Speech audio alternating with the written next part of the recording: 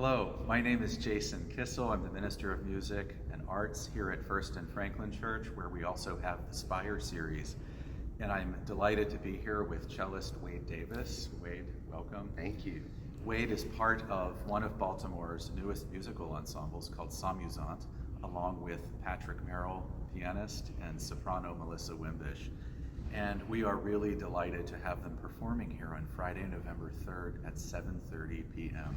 And I've invited Wade here to say a few words about this unique program. Well, we are sort of moving into the repertoire of the 19th century and early 20th century and late 20th century in a more informed historical style. I think a lot of people have the misconception that the modern piano was sort of invented by Beethoven, right in sort of 18 something, and that was really just not the case. You had the sort of evolution of the instrument all the way actually through J.S. Bach's lifetime. In fact, he was an agent for Silbermann, who was sort of one of the first sort of piano dealers after he heard some of the original instruments and thought that the top notes were a little bit too soft.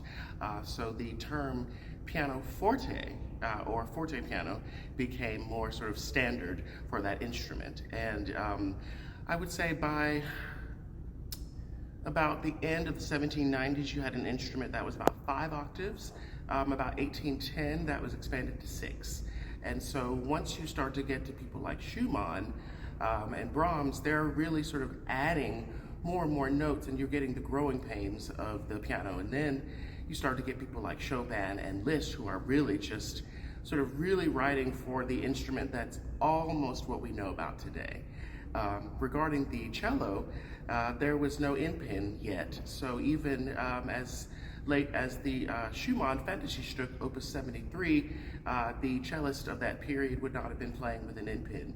In fact, the great cellist Bernard Romberg refused to have an in-pin painted on his portrait with his cello.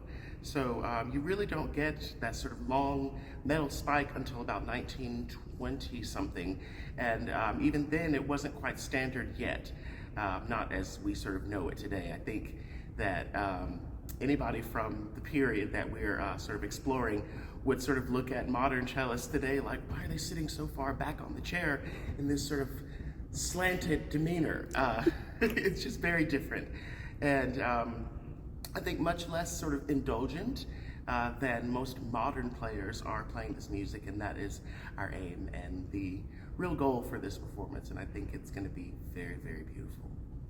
And this concert will include the music of Robert Schumann, Gabriel Fauré, Chopin, and even Arvo Pärt. Yes, yes. It will be a delight for the senses. And again, this is on Friday, November 3rd at 7:30 p.m.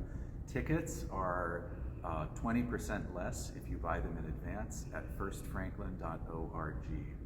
Thank you, Wade. Thank you.